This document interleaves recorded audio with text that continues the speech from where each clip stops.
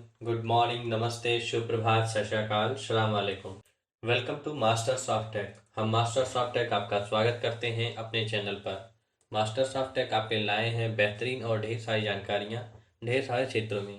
So guys, जैसा कि अपनी पिछली वीडियो में हमने कहा था कि आपके लिए कुछ सरप्राइज़ है और ये रहा आपका सरप्राइज़। इस वीडियो में हम आपके लिए एकेडमिक्स में एक नया बैच लेके आए हैं, द अगम्या बैच। इस बैच में आपको BCA फर्स्ट सेमेस्टर के न्यू सिलेबस के अकॉर्डिंग आपको सारा कंटेंट मिलेगा।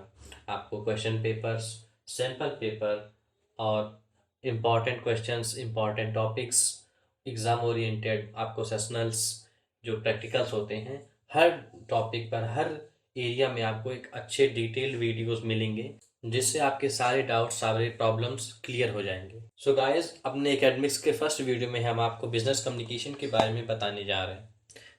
बिजनेस कम्युनिकेशन मतलब होता है जो हम बिजनेस करते हैं उसमें जो कम्युनिकेशन यूज़ होता है। तो पहले बिजनेस कम्युनिकेशन जानने के पहले आपको जानना पड़ेगा कि कम्युनिकेशन क्या है, क्योंकि जब आप कम्युनिकेशन समझ जाएंगे तभी आप बिजनेस कम्युनिकेशन का मतलब समझेंगे। तो कम्युनिकेशन ये आज 2 साल, 10 साल या 100 साल से नहीं चल रहा है गाइस। जब से ह्यूमन सिविलाइजेशन इस अर्थ पे है तब से कम्युनिकेशन हुआ है। क्यों? क्योंकि गाइस, हमें अगर कुछ भी चाहिए होता है, कुछ भी किसी से मांगना होता है तो हमें उसे कहना पड़ेगा, और कहने के लिए हमें बोलना पड़ेगा। और हम जानते हैं कि बोलना भी एक कम्युनिकेशन का पार्ट है। गाइस, कम्युनिकेशन तब से स्टार्ट हुआ जब से ह्यूमन केव्स में, मतलब गुफाओं में रहते थे, जंगलों में रहते थे, वो जानवरों का शिकार करके खाते थे। तब से कम्युनिकेशन स्टार्ट हुआ है। क्यों? क्योंकि पहले तो वो बड़े ग्रुप में नहीं रहते थे, छोटे छोटे ग्रुप में रहते थे।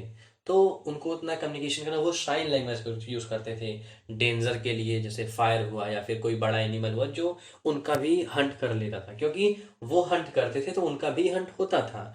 तो इसीलिए उन्होंने कुछ साइन लैंग्वेज का यूज़ किया कि खुद को डेंजर से बचाने के लिए, खुद को इन्फॉर्म करने के लिए अपने कम्युनिटी को, अपने लोगों को। इसके बाद जब जैसे जैसे उनकी नेसेसिटीज़ बढ़ती गई, जैसे जैसे वो इवॉल्व होते गए, जैसे जैसे वो मॉडर्न होते गए, तो उनका कम्युनिकेशन का जो तरीका था वो भी मॉडर्नाइज होता गया, वो भी इवॉल्व होता गया। तो धीरे धीरे से बाई सेंचुरीज वो लोग अपने आप को इवॉल्व करते गए। और गाइस, काफ़ी सेंचुरीज के बाद एक अच्छा कम्युनिकेशन का मेथड्स डेवलप हो गए आए हैं, और उसी मेथड्स पे आज भी हम लोग कम्युनिकेट करते हैं। जैसे कि ओरल कम्युनिकेशन हमारा है, उसके काफ़ी टाइम बाद रिटन कम्युनिकेशन आया। तो अभी हम ओरल और रिटन कम्युनिकेशन नहीं समझेंगे, पहले आपको हम कम्युनिकेशन के बारे में, उसका मीन्स, उसके कॉन्सेप्ट, डेफिनीशंस, कैरेक्टरिस्टिक्स और फीचर्स, ये होते क्या है कम्युनिकेशन के, ये आपको बताएंगे। इसके बाद फिर आपको कम्युनिकेशन के टाइप्स बताएंगे, और कम्युनिकेशन के टाइप्स के बाद उसके मेथड्स, उसको कैसे हम यूज़ कर सकते हैं, उसके एडवांटेज क्या हैं, उसके डिसएडवांटेज क्या हैं। तो ये सब चीज़ें हम आपको आगे बताएंगे। सो गाइस, चलिए स्टार्ट करते हैं। गाइस, कम्युनिकेशन वर्ड जो है ये एक लैटिन वर्ड से डिराइव हुआ है, कम्युनिकेयर। कम्युनिकेयर का मतलब होता है इन्फॉर्मेशन। तो गाइस, कम्युनिकेशन का मतलब ये होता है कि जब हम इंफॉर्मेशन शेयर करते हैं, हमारे थॉट्स, हमारे आइडियाज़, जो भी हमारे माइंड में चलता रहता है वो हम अपने अपने सामने वाले से या फिर अपने उससे जिससे हम अपना शेयर करना चाहते हैं उससे हम शेयर करते हैं, तो ये कम्युनिकेशन होता है। Guys, according to Newman and Summer, it is an exchange of facts, ideas, opinions और emotions by two or more persons. And guys, literally the term communication means to make common, to share, to import, convey or transmit, exchange of ideas, etc. तो इसका मतलब, इन सभी definitions का, इन सभी lines का मतलब यही हुआ कि जो हमारे फीलिंग्स होते हैं, जो हम सोचते हैं, जो हम हमारे दिमाग में चलता रहता है, या फिर जो हमारी थॉट्स होते हैं, वो हम किसी से शेयर करते हैं, किसी से कन्वे करते हैं। तो हमें एक मीडियम चाहिए होता है, हमें एक तरीका चाहिए होता है, हमें एक मेथड चाहिए होता है, और उसी को कम्युनिकेशन कहते हैं। और गाइस, कम्युनिकेशन का सबसे कॉमन मीडियम जो है वो एक लैंग्वेज होती है। क्योंकि आप कम्युनिकेशन कैसे करेंगे? आप कम्युनिकेशन साइन से करते हैं, ठीक है, ओके, दैट्स गुड। बट आपको अगर इफेक्टिव कम्युनिकेशन करना है तो आपको एक लैंग्वेज चाहिए होगी, और लैंग्वेज के लिए आपको कोशिश ये करना होगा कि आपकी कॉमन लैंग्वेज होनी चाहिए जिससे आप कम्युनिकेट करना चाहते हैं। तो अब हम कम्युनिकेशन के बारे में समझ गए, मीन्स ऑफ कम्युनिकेशन थोड़ा बहुत। अब पढ़ते हैं concept of communication. Guys, communication एक जनरल फिनोमिना होता है। जैसे हमारी लाइफ जब एग्जिस्ट होती है तो जो भी हम एस्पेक्ट्स अपने ह्यूमन बिहेवियर में करते हैं, जैसे कि हम अपना कम्युनिकेशन कॉम्प्लिकेटेड करते हैं अपने फैमिली से, फैक्टर्स जो हो जाते हैं, या फिर हम जो अपने बिहेवियर से इन्फ्लुएंस करके अपने कम्युनिकेशन को अलग अलग डायरेक्शंस प्रोवाइड करते हैं। गाइस, हमारी लाइफ में जो भी चीज़ें होती हैं, कम्युनिकेशन उन सभी चीज़ों का एक सेंट्रल पॉइंट होता है। हम चाहे सक्सेस पाते हैं या फिर फेलियर पाते हैं, हम अपने गोल्स को अचीव करते हैं, नहीं करते हैं, हमारी जो एबिलिटीज़ होती है, हमारी जो एक इफेक्टिव कम्युनिकेशन का, वो सब किस पे डिपेंड करता है। गाइस, हम अपनी एक्टिविटीज़ में सक्सेस होते हैं, अपने वर्क्स में या फिर फेल होते हैं, हम अपने गोल्स को अचीव करते हैं या नहीं करते हैं, तो ये सब हमारे कम्युनिकेशन की जो हमारी एक इफेक्टिव कम्युनिकेशन का तरीका होता है उस पर डिपेंड करता है। और गाइस, आप सब जानते ही हैं, the object of communication is to convey thoughts, intentions, emotions, the fact, the idea that one person और a group to the other. इसका मतलब यह होता है कि कम्युनिकेशन का ऑब्जेक्टिव यही होता है कि कम्युनिकेशन थॉट्स को, जो हमारे इंटेंशंस होते हैं, हमारे इमोशंस होते हैं, जो फैक्ट्स, आइडियाज, इन सभी को एक पर्सन से या फिर एक पूरे ग्रुप से जो हम शेयर करते हैं, यही कम्युनिकेशन का ऑब्जेक्टिव होता है। और गाइस, कम्युनिकेशन का हमारे लिए बहुत ज़्यादा इंपॉर्टेंस होता है, क्योंकि हम अपने लाइफ के हर एक स्टेज पे, हर एक मूवमेंट पे हमको कम्युनिकेशन की नीड होती है, क्योंकि हमें कुछ भी कहना है, कुछ भी करना है, तो हमें किसी न किसी से कम्युनिकेट करना पड़ेगा। चाहे हम चल रहे हैं, हम बात कर रहे हैं, हम खेल रहे हैं, हम बैठे हैं, यहाँ तक कि हम सो रहे होते हैं, तो एक मैसेज ट्रांसमिट होता है, एक मैसेज फॉर्मुलेट होता है हमारे जरिए, कि ये हमारा एक कम्युनिकेशन का वे है। हम अपने बॉडी लैंग्वेज से, अपने पर्सनालिटी से हम ये शो करते हैं कि हम एक अच्छे कम्युनिकेटर हैं या कि नहीं है। जैसे गाइस, एक लाइन कही जाती है कि man is a social animal. Man is a social animal मतलब मनुष्य एक ऐसा जंतु है जो समाज में रहता है। समाज, समाज का मतलब सोसाइटी, जहाँ पर एक डेवलप माइंडेड पीपल रहते हैं, डेवलप माइंडेड ऑर्गेनिज्म रहते हैं, उसे हम सोसाइटी बोलते हैं। तो मनुष्य एक ऐसा एनिमल है जो डेवलप माइंडेड होता है। और डेवलप माइंडेड कैसे होता है? क्योंकि वो एक इफेक्टिव वे में कम्युनिकेट करता है as compared to other organisms और अदर लिविंग बीइंग्स। गाइस, हम ह्यूमंस के पास एक एबिलिटी होती है जो सिंबलाइज कर सकते हैं, जैसे इमेज से, सिंबल से, कि हम कहना क्या चाहते हैं, हम बताना क्या चाहते हैं। कभी कभी अगर हम स्पीकिंग या राइटिंग के थ्रू अपना कम्युनिकेशन नहीं कर पाते, तो हम विजुअल से या फिर साइंस का यूज़ करके हम कम्युनिकेशन बता सकते हैं, और यही हमारी एबिलिटी हमें कम्युनिकेट करने में हेल्प करती है। गाइस, कोई भी ऑर्गेनाइजेशन हो या फिर कोई बिजनेस हो, उसकी साइज नहीं मैटर करती, वो कितना भी बड़ा हो या फिर कितना भी छोटा हो, लेकिन वो कम्युनिकेशन के थ्रू ही होती है। वो कुछ भी ऑपरेट करती है, चाहे मीटिंग्स हो, सेमिनार्स हो, या फिर कुछ भी हो, उस कंपनी में, उस फैक्ट्री में, उस एजेंसी में कुछ भी हो रहा है, हर पार्ट में कम्युनिकेशन की नीड होती है। क्योंकि अगर एक जनरल डायरेक्टर है, या फिर एक सीईओ है, एक जनरल मैनेजर है, या फिर एक एम्प्लॉय है, अगर उनको काम समझाना है कि यहाँ पे ये वर्क करना है, यहाँ पे ऐसा कुछ करना है, तो वो कैसे करेंगे? वो कम्युनिकेशन के थ्रू करते हैं। तो गाइस, एक ये ऐसा टूल है कम्युनिकेशन, जो जिसे हम लोगों को इन्फ्लुएंस कर सकते हैं, लोगों को अपने थॉट्स, अपने आइडियाज़ को मानने के लिए कंपाइल कर सकते हैं, और लोगों के व्यूज़ को, एटीट्यूड्स को हम उसको कंट्रोल कर सकते हैं, उसको किसी को मोटिवेट भी कर सकते हैं, एक स्ट्रॉन्ग रिलेशनशिप अपने बीच इस्टेब्लिश कर सकते हैं। तो ये सब कैसे होता है? ये इफेक्टिव वे ऑफ कम्युनिकेशन से होता है। सो गाइस, अगर हमें एक अच्छा ऑर्डर एकम्प्लिश करना है, हमें अपने गोल्स को अचीव करना है, तो हमें अपने कम्युनिकेशन स्किल्स को इम्प्रूव करना पड़ेगा, डेवलप करना पड़ेगा। जिसके बाद हमारे पास अगर एक इफेक्टिव वे ऑफ कम्युनिकेशन होगा, एक इफेक्टिव तरीका होगा जिससे हम अच्छे से कम्युनिकेट कर सकें, जिससे हम लोगों को इन्फ्लुएंस कर सकें, तो हम अपने ऑप्टिमल गोल्स को अचीव कर सकते हैं। गाइस, जैसे मैथ्यूज ने कहा था, communication is something so simple and different that we can never put in a simple word. So guys, इसका मतलब ये था कि कम्युनिकेशन बहुत सिंपल भी है और बहुत कॉम्प्लेक्स भी है। हम इसे एक सिंपल वर्ड्स में कभी भी डिस्क्राइब नहीं कर सकते हैं। सो गाइस, ये था कॉन्सेप्ट ऑफ कम्युनिकेशन। अब पढ़ते हैं डिफिनीशंस ऑफ कम्युनिकेशन, कि कम्युनिकेशन के डिफिनीशंस क्या हैं। गाइस, यहाँ पर ढेर सारे पर्सन्स ने कम्युनिकेशन की डिफिनीशंस दी है। जैसे कि लुइस एलन ने कम्युनिकेशन की डिफिनीशन दी है, communication is the sum of all the things one person does when he wants to create understanding in the mind of another.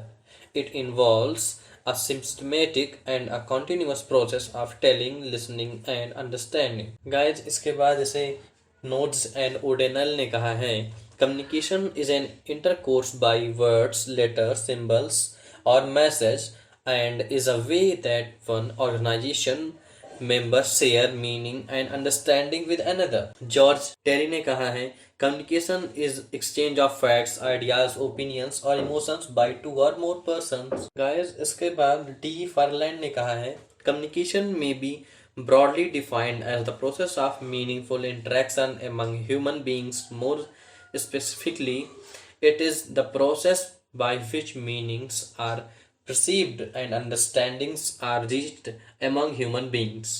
So guys, ये थी कुछ definitions, कुछ famous persons ने, कुछ philosophers ने, कुछ एंथ्रोपोलॉजिस्ट ने इस डिफिनीशंस को दिया है। इस डिफिनीशंस ने उन्होंने अपने थॉट्स, अपने आइडियाज़ भी शेयर किए हैं कि वो कम्युनिकेशन के बारे में क्या समझते हैं, उनके अकॉर्डिंग कम्युनिकेशन क्या है। तो गाइस, ये था डिफिनीशन ऑफ कम्युनिकेशन। अब पढ़ते हैं कैरेक्टरिस्टिक्स ऑफ कम्युनिकेशन, कि कम्युनिकेशन की क्या क्या कैरेक्टरिस्टिक्स हैं, उसकी क्या क्या विशेषताएं हैं। Guys, characteristics of communication. Guys, communication का हमारी लाइफ में बहुत इंपॉर्टेंट एस्पेक्ट होता है, इसका बहुत इंपॉर्टेंट रोल होता है, क्योंकि बिना कम्युनिकेशन के हम कभी भी किसी से कुछ ना बात कर सकते हैं, ना किसी से कुछ कह सकते हैं, ना मांग सकते हैं, ना अपनी बातें उसको समझा सकते हैं।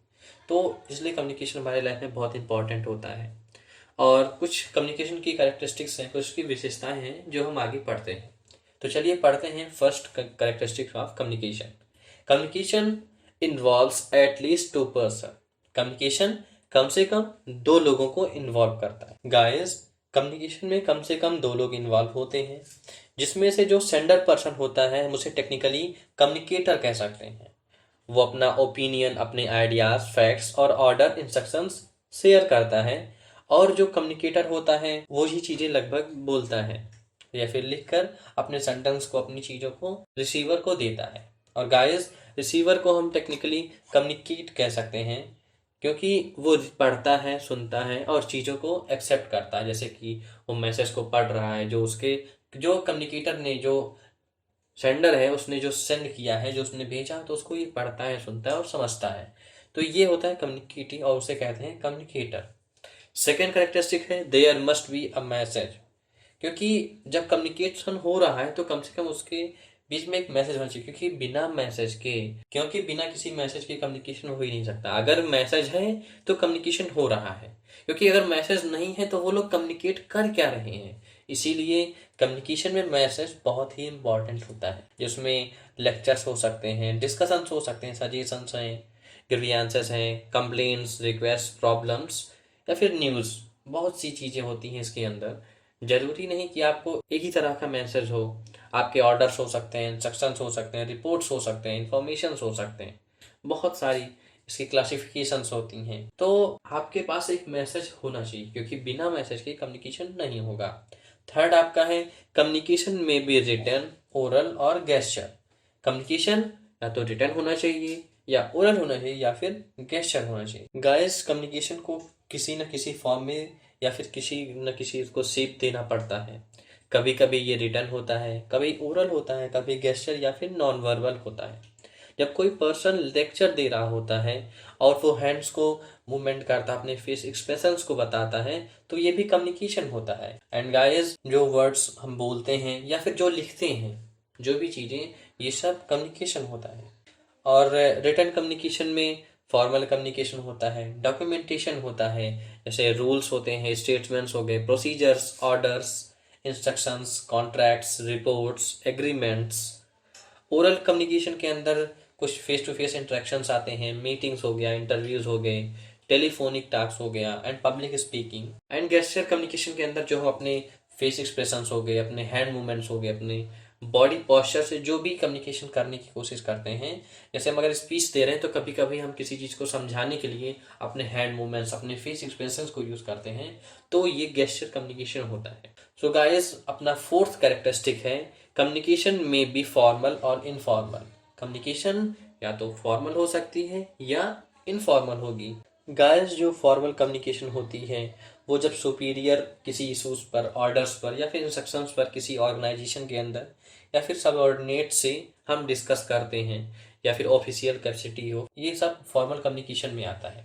जैसे किसी कंपनी में हो गया, किसी कॉलेज में हो गया, मतलब किसी भी इंफ्रास्ट्रक्चर में, हम कहीं भी किसी भी ऑर्गेनाइजेशन में अगर हम एक रूल्स और रेगुलेशंस को फॉलो करते हुए कम्युनिकेट करते हैं तो वो फॉर्मल कम्युनिकेशन होता है।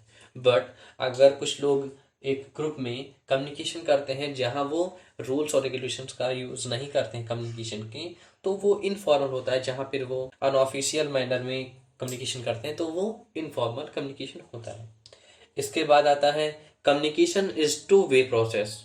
क्योंकि कम्युनिकेशन टू वे प्रोसेस क्यों है? क्योंकि एक तरफ से कोई अगर बोल रहा है तो दूसरी तरफ कोई सुनने वाला भी होना चाहिए। अगर एक तरफ से कोई लिख रहा है तो दूसरी तरफ कोई पढ़ने वाला भी होना चाहिए। सो गाइस, ये है कम्युनिकेशन का two way process. Guys, communication एक टू वे प्रोसेस है, ये हम पढ़ ही चुके हैं। अब आते हैं कम्युनिकेशन एक कॉन्टिन्यूस प्रोसेस होता है। क्यों? बिकॉज गाइस, ये हमेशा सिस्टमेटिक एरे में एफर्ट्स को यूज करना पड़ता है, क्योंकि कम्युनिकेशन की रिक्वायरमेंट होती है सिस्टमेटिक एरे ऑफ एफर्ट्स। और हम जानते हैं कि अगर कम्युनिकेशन करना है तो हमें एक सिस्टमेटिक वे में कम्युनिकेट करना पड़ेगा, हमें अपने थॉट्स को। कम्युनिकेशन कोई ऐसा प्रोसेस नहीं होता है जिसे हम बस थोड़ी देर परफॉर्म करें फिर ना परफॉर्म करें, क्योंकि हमें अपने थॉट्स को, अपने आइडियाज़ को अपनी सोसाइटी में, अपने लोगों से, अपने जो हमारे सराउंडिंग्स में होते हैं उनसे शेयर करना होता है। तो उसके लिए हमें कॉन्टिन्यूस प्रोसेस में करना पड़ेगा। अगर आप देखिए किसी से कम्युनिकेट कर रहे हैं, आप अचानक से उसको बंद करना बंद कर लीजिए तो आपके बीच में उसके बीच प्रॉब्लम्स हो जाएंगी। फॉर एग्जाम्पल, अगर दो कंपनियां कम्युनिकेट करें, कोई मीटिंग करें, कोई डील हो रहा है उनके बीच में, कोई कॉन्ट्रैक्ट है, और अचानक से एक कंपनी कम्युनिकेट करना बंद कर दे तो दूसरी कंपनी को यही लगेगा कि ये कंपनी इस प्रोजेक्ट को किसी और कंपनी को दे चुकी है या फिर ये हमारे साथ काम नहीं करना चाहती है। सो गाइस, इन चीज़ों को अवॉइड करने के लिए हमें कम्युनिकेशन कॉन्टिन्यूसली करना पड़ेगा। आपको उस कंपनी से, उस ऑर्गेनाइजेशन से कॉन्टिन्यूसली एक कम्युनिकेशन इस्टेब्लिश किए रहना पड़ेगा, जिससे उनको ये ना लगे कि आप उनको अवॉइड करेंगे, किसी और से वो अपना प्रोजेक्ट कराना चाहते हैं। एंड गाइस, इसके बाद कम्युनिकेशन नीड्स अ मीडियम। ये तो बहुत इंपॉर्टेंट कैरेक्टरिस्टिक है, क्योंकि कम्युनिकेशन बिना मीडियम के हो ही नहीं सकता। आप कम्युनिकेट करेंगे कैसे जब आपके पास मीडियम ही नहीं होगा? तो गाइस, मीडियम के लिए हम जैसे रिटर्न कम्युनिकेशन और ओरल कम्युनिकेशन में हम मीडियम जैसे आपके टेलीफोनिक डिवाइसेस हो गए, पेपर्स हो गए, पेज हो गए, या फिर बहुत सी चीज़ें जो मीडियम के लिए यूज़ करते हैं। एंड गाइस, आपका लास्ट कैरेक्टरिस्टिक है communication creates congenial relationship between the various levels of management. इसका मतलब क्या होता है? चलिए आइए देखते हैं। गाइस, जैसा कि हम जानते हैं कि मैनेजमेंट किसी भी ऑर्गेनाइजेशन हो या फिर कोई भी कंपनी हो, उसमें 3 लेवल का होता है: top management, middle management and lower management. Top management में एमडी, चेयरमैन, सीईओज ये सब होते हैं। मिडिल मैनेजमेंट में मैनेजर्स और असिस्टेंट मैनेजर्स ये सब होते हैं। लोअर मैनेजर्स में एम्प्लॉयज़, जो कॉमन एम्प्लॉयज़ होते हैं वो होते हैं। तो गाइस, एक इफेक्टिव कम्युनिकेशन जो होता है वो हमको हेल्प करता है इन तीनों को एक सर्कल में बाउंड करने के लिए, तीनों को एक साइक्लिक प्रोसेस में बाउंड करने के लिए, सबको अपने स्टेप पे एक अच्छा, अपने जो उसका जो टास्क होता है वो एक अच्छे इफेक्टिव वे में परफॉर्म करने के लिए इनको इफेक्टिव कम्युनिकेशन की नीड होती है। सो गाइस, ये थे कैरेक्टरिस्टिक्स ऑफ कम्युनिकेशन। अब आपको प्रोसेस ऑफ कम्युनिकेशन पढ़ाते हैं। गाइस, अब आइए जानते हैं प्रोसेस ऑफ कम्युनिकेशन। क्योंकि आपको कम्युनिकेशन के कैरेक्टरिस्टिक्स पता चल गए, कम्युनिकेशन की डिफिनीशंस पता चल गई, कम्युनिकेशन का कॉन्सेप्ट पता चल गया। अब आपको जानना है कि प्रोसेस क्या होता है, हम किस तरह से कम्युनिकेट करते हैं। और इसमें आपने पढ़ाई है कैरेक्टरिस्टिक में कि 2 पॉइंट होता है, एक सेंडर और एक रिसीवर। सेंडर जो होता है वो कम्युनिकेटर होता है और रिसीवर जो होता है वो कम्युनिकेटिव होता है। गाइस, कम्युनिकेशन के प्रोसेस में कुछ स्टेप्स होते हैं, कुछ उसके रूल्स होते हैं, या फिर कहिए कुछ उसके प्रोफार्मा होते हैं। तो चाहिए देखते हैं वो क्या होते हैं। पहला, व्हाट टू कम्युनिकेट। दूसरा, whom टू कम्युनिकेट। तीसरा, when टू कम्युनिकेट। और चौथा होता है मीडियम फॉर कम्युनिकेशन। तो इनसे आपको पता चलेगा कि आप इन्हीं की बेसिस पर कम्युनिकेशन करते हैं। कोई भी कम्युनिकेशन हो, ओरल हो, रिटन हो, किसी भी तरह का हो, चाहे आप किसी से भी करें, आपको इन चारों चीज़ों को ध्यान देना ही पड़ेगा, क्योंकि इनके बिना आप कम्युनिकेशन नहीं कर पाएंगे। किससे कम्युनिकेट करें, क्या कम्युनिकेट करें, कब कम्युनिकेट करें और किस तरीके से कम्युनिकेट करें, ये आपका एक कम्युनिकेशन का फंडामेंटल होता है। गाइस, आइए कुछ छोटे डायग्राम से आपको हम समझाते हैं कि कम्युनिकेशन का प्रोसेस कैसे होता है। गाइस, जो सेंडर होता है वो मैसेज सेंड करता है। बीच में चैनल होते हैं, जो चैनल ट्रांसमिट करते हैं मैसेज को, आगे फॉरवर्ड करते हैं रिसीवर को।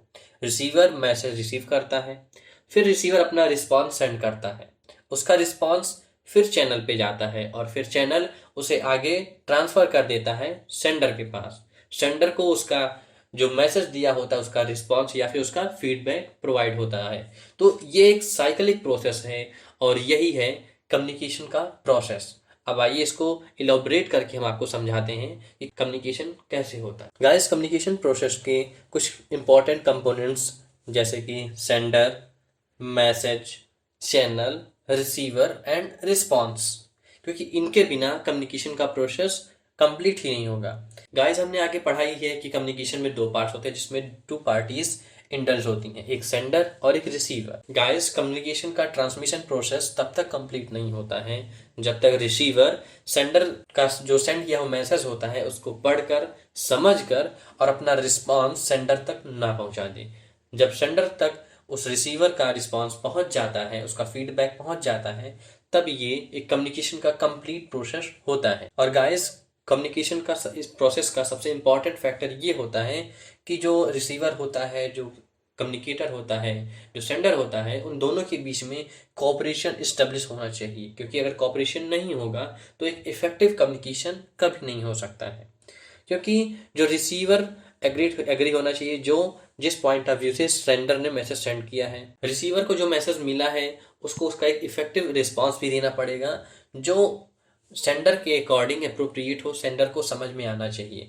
तो जब ये सारे प्रोसेसेस होते हैं, जब ये सारे टास्क कंप्लीट होते हैं, तभी कम्युनिकेशन का एक कंप्लीट साइकिल होता है। गाइस, अगर कोई पर्सन किसी से बोल रहा है बट वो सेकंड पर्सन उसकी बातों को नहीं समझ पा रहा है या फिर उस लैंग्वेज को नहीं समझ पा रहा है, तो इस कंडीशन में कम्युनिकेशन नहीं होता है। गाइस, कोई भी ऑर्गेनाइजेशन हो, कोई भी चाहे फिलैंथ्रोपिक हो, एजुकेशनल हो या फिर बिजनेस इंटरप्राइज हो, कहीं भी ट्रांसफर ऑफ इंफॉर्मेशन एक इंडिविजुअल से दूसरे इंडिविजुअल तक तभी इफेक्टिव वे में होगा जब ये कम्युनिकेशन के जो प्रोसेस आपको अभी बताए हैं वो कम्प्लीटली एक कंप्लीट साइकिल होता है। क्योंकि जब ये साइकिल कंप्लीट नहीं होगा तब तक पूरा कम्युनिकेशन अच्छे से इफेक्टिव वे में नहीं हुआ होता है। गाइस, कम्युनिकेशन प्रोसेस के कुछ की एलिमेंट्स होते हैं जैसे कि transmission of information and understanding, two way communication, there must be some channel और मशीन फॉर सच ट्रांसमिशन। तो ये दोनों एलिमेंट्स थे कि कम्युनिकेशन का जो प्रोसेस होता है वो इन एलिमेंट्स का की एलिमेंट्स का यूज करके होता है। तो आइए चलिए कम्युनिकेशन के एलिमेंट्स के बारे में जानते हैं कि कम्युनिकेशन में क्या क्या एलिमेंट्स यूज होते हैं और कम्युनिकेशन में हमें किस किस चीज़ों की नीड होती है। तो सबसे पहला आपका एलिमेंट होता है सेंडर, क्योंकि सेंडर वो पर्सन होता है जो इनिशिएट करता है कम्युनिकेशन को। सेंडर वो पर्सन होता है जो कम्युनिकेशन के लिए स्टार्ट करता है, जो कम्युनिकेशन के लिए किसी मैसेज को सेंड करता है किसी इंडिविजुअल को या फिर किसी ऑर्गेनाइजेशन को। और गाइस, इसे हम टेक्निकली कम्युनिकेटर भी कहते हैं। इसके बाद आता है मैसेज, क्योंकि सेंडर क्या सेंड करेगा, सेंडर कोई मैसेज सेंड करता है, मैसेज ट्रांसमिट करता है किसको, किसी इंडिविजुअल को या फिर किसी ऑर्गेनाइजेशन को जिससे उसे कम्युनिकेट करना होता है। इसके बाद आता है इनकोडिंग। गाइस, इनकोडिंग एक ऐसा प्रोसेस होता है जिसमें जो सेंडर होता है वो अपने थॉट्स को, अपने आइडियाज को मैसेज में कन्वर्ट करता है by using of verbal and non verbal mediums of communication, जैसे वर्ड्स हो गए, साइंस हो गए, सिग्नल्स हो गए, गेस्चर्स, सिंबल्स, बॉडी मूवमेंट्स, इन सभी का यूज करके राइटिंग और स्पीकिंग के थ्रू वो अपने मैसेज को आगे प्रोसीड करता है। इसके बाद आता है ट्रांसमिशन चैनल। चैनल जो होता है वो एक व्हीकल की तरह होता है जो हमारे मैसेज को रिसीवर तक कैरी करता है, रिसीवर तक ले जाता है। क्योंकि कम्युनिकेशन को इफेक्टिव और इफिशिएंट बनाने के लिए हमें एक चैनल की बहुत ज़्यादा नीड होती है, क्योंकि एक अप्रोप्रिएट मैसेज एग्जैक्ट टाइम पर, एग्जैक्ट प्लेस पर, एग्जैक्ट पर्सन के पास पहुंचाने के लिए हमें एक ट्रांसमिशन चैनल की नीड होती है। जैसे कि आपका कंप्यूटर हो गए, पोस्टमैन हो गए, fax, letter, telephone, memorandum, report, picture, radio, television etcetera. तो ये सारे चैनल्स होते हैं। अब डिपेंड करता है कि आप किस तरह का कम्युनिकेशन यूज़ करते हैं, आप किस पर्पज़ के लिए कम्युनिकेशन यूज़ करते हैं, तो उसी अकॉर्डिंग हम इन कम्युनिकेशन के एलिमेंट्स को, इन चैनल्स को यूज़ करते हैं। इसके बाद आपका आता है रिसीवर। रिसीवर वो होता है, वो ऑर्गेनाइजेशन होती है या फिर वो इंडिविजुअल होता है जिसको सेंडर ने मैसेज को सेंड किया होता है, जिसको मैसेज को ट्रांसमिट किया गया होता है। इसके बाद आता है डिकोडिंग। डिकोडिंग एक ऐसा प्रोसेस होता है जिसमें जो रिसीवर होता है वो मैसेज को इंटरप्रेट करता है और एक मीनिंगफुल इंफॉर्मेशन में ट्रांसफॉर्म करता है। गाइस डिकोडिंग जो होता है ये रिसीवर के पास्ट एक्सपीरियंस, पर्सनल असेसमेंट और सिंबल्स और gesture used, expectations and mutual relations of senders and receivers, इन सभी चीजों पर डिपेंड करता है। इसके बाद आता है फीडबैक। गाइस फीडबैक वो रिसीवर्स का रिस्पॉन्स होता है जो वो सेंडर के मैसेज के लिए होता है। फीडबैक में रिसीवर होता है जो बताता है कि आपके मैसेज में क्या क्या चीज़ें हैं, क्या अच्छी हैं क्या बुरी हैं, वो उसमें क्या उसको सेटिस्फेक्शन मिला है या फिर उसमें क्या कमियां हैं जो इम्प्रूव की जा सकती है। बहुत सारी चीज़ें होती हैं जो वो फीडबैक में बताता है। उसको नॉन वर्बल और वर्बल दोनों रिस्पॉन्सेस दे सकता है। गाइस ये कम्युनिकेशन का एक इम्पॉर्टेंट फैक्टर होता है, बिकॉज इसी वजह से, इसी की हेल्प से कम्युनिकेटर जो होता है, जो सेंडर होता है, उसे पता चलता है कि जो हमने मैसेज सेंड किया था वो वहाँ तक पहुँचा कि नहीं, फिर उसमें क्या कमियां थी, क्या अपग्रेडेशन चाहिए, या फिर वो बेस्ट था, उसमें कमी नहीं थी, उसको कोई आगे डेवलपमेंट नहीं चाहिए। तो इन सब चीज़ों से जो सेंडर होता है उसे पता चलता है। फीडबैक जो होता है ये इफेक्टिवनेस इंक्रीज कर देता है कम्युनिकेशन प्रोसेस में, क्योंकि फीडबैक के थ्रू उसको अपनी प्रॉब्लम्स, अपनी स्ट्रॉन्ग पता चलता है, किसे, कम्युनिकेटर को या फिर सेंडर को। इसके बाद आपका लास्ट एलिमेंट क्या है, noise.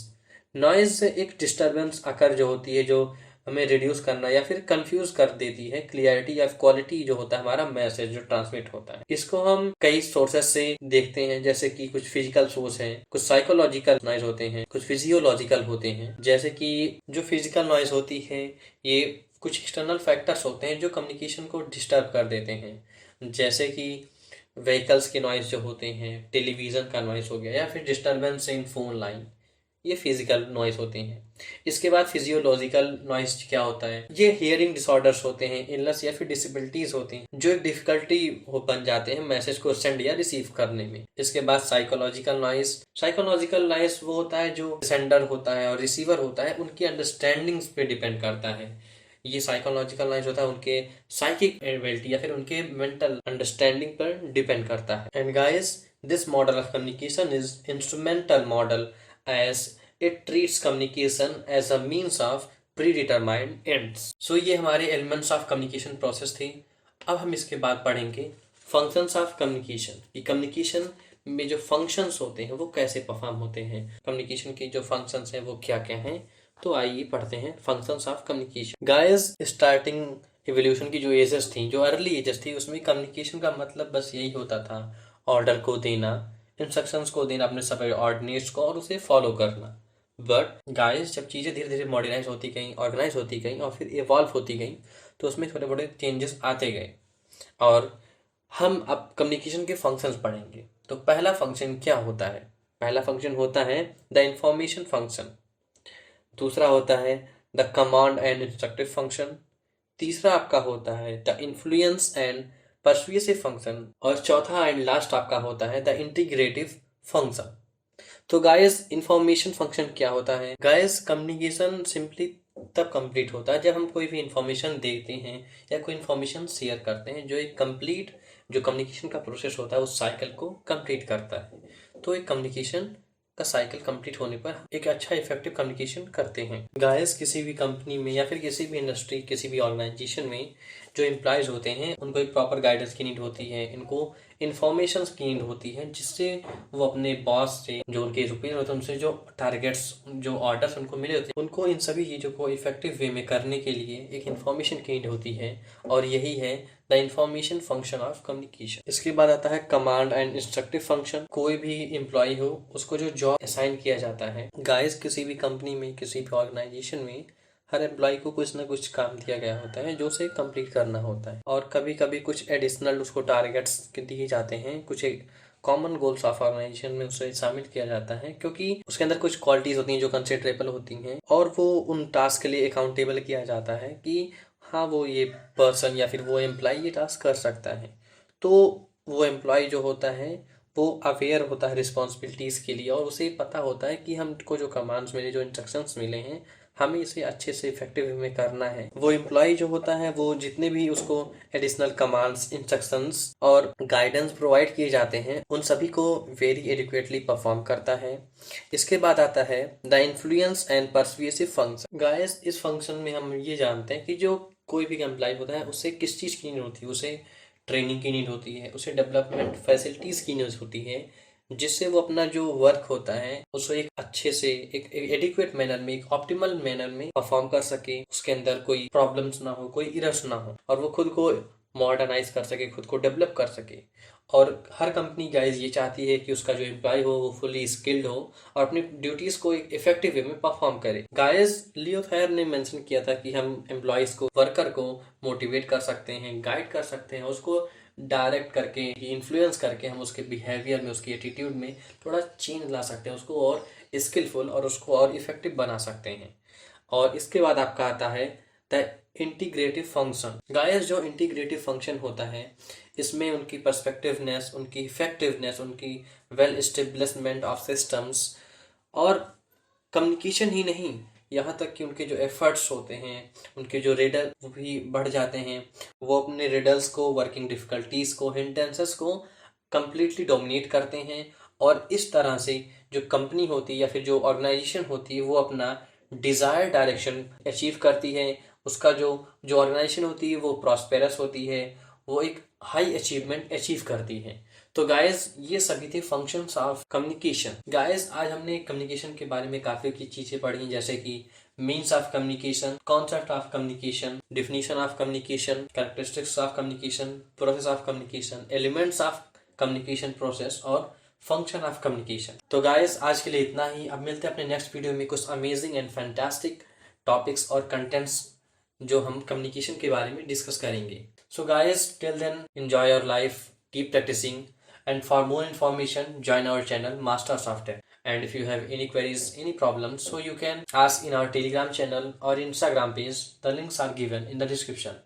If guys you have any problem, any queries, guys आपके पास अगर कोई प्रॉब्लम्स हो, कोई क्वेरीज हो, कोई समस्याएं हो, तो आप उनके हमारे कमेंट बॉक्स में जाकर उनको लिख सकते हैं और हमसे पूछ सकते हैं। और गाइस इन सभी वीडियोस को अपने फ्रेंड्स, कलीग्स और अपने क्लासमेट्स के साथ शेयर कर दीजिए, जिससे उनको भी ये सारी इन्फॉर्मेशंस, उनको भी ये सारी जानकारियां मिलती रहें। और गाइस लाइक बटन को हिट जरूर करें। और आप अगर फर्दर इन्फॉर्मेशंस चाहिए हो, आपको ये वीडियोस चाहिए, ये कंटेंट चाहिए, तो आप हमारे चैनल को सब्सक्राइब करें और बेल आइकन को जरूर दबाएं। And guys thanks for watching, bye bye.